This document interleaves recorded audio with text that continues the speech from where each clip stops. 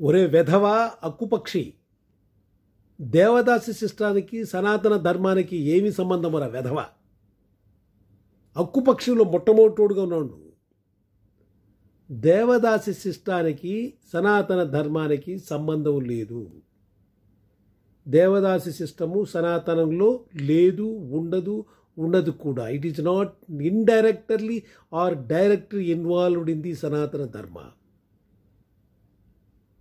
బ్రాహ్మణుల మీద అబద్ధం చెప్పడం నీ తప్పు. నీకు ధర్మం తెలియదు, శాస్త్రము తెలియదు. నోటుకొచ్చినది కుక్కలాగా ఏదో వాగుతున్నావు.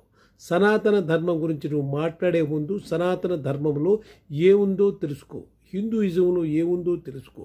దేవదాసి సిస్టమ్ ఎవరు పెట్టారు, ఎవరు ఎరాడికేట్ చేశారో కూడా తెలుసుకో. నువ్వు అనుకుంటున్నావు క్రిస్టియన్స్ ఇరాడికేట్ చేశారు ఎస్టీల మీద అఘాయిత్యాలని చెప్పి. తప్పు. ముత్తు లక్ష్మీరెడ్డి 1883 నుంచి 1926 వరకు ఆమె ట్రై చేశారు దేవదాసి సిస్టమ్ అబాలిషన్కి.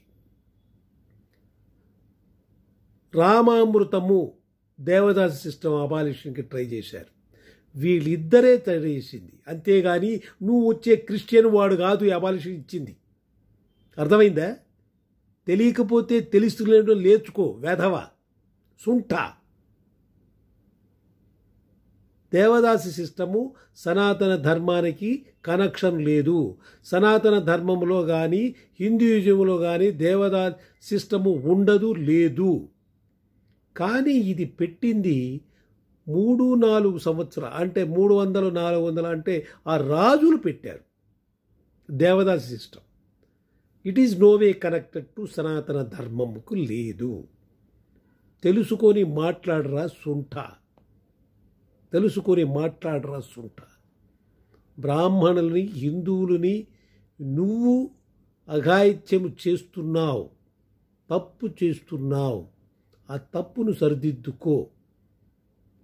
ఎవరైనా సనాతన ధర్మం గురించి మాట్లాడే పని అయితే చదవమని చెప్పండి, అంతేగాని వాడి మాటలు వీడి మాటలు వినద్దు.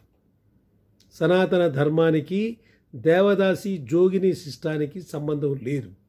అందులో దేవదాసి జోగిని సిస్టంలో మీరు ఎస్టీలను హింసిస్తున్నారని చెప్పి మీ క్రిస్టియన్ వచ్చి సాల్వ్ చేశారని కాదు.